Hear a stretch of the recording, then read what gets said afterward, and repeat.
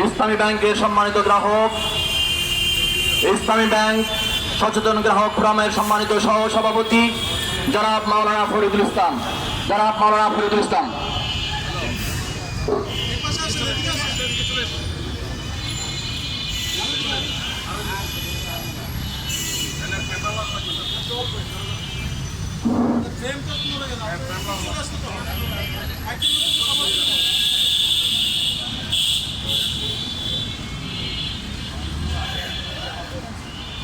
আসসালামু আলাইকুম ওয়া রাহমাতুল্লাহ।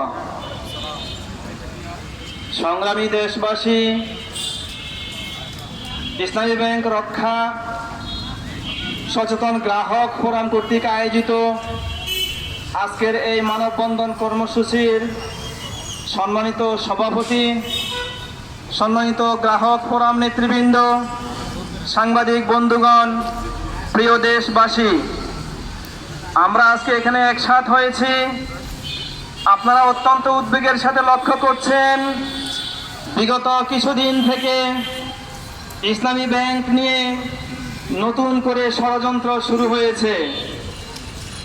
আমরা আজকের এই মানববন্ধন কর্মসূচি থেকে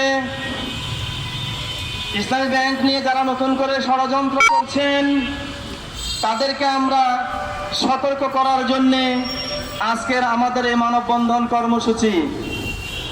আমরা বিগত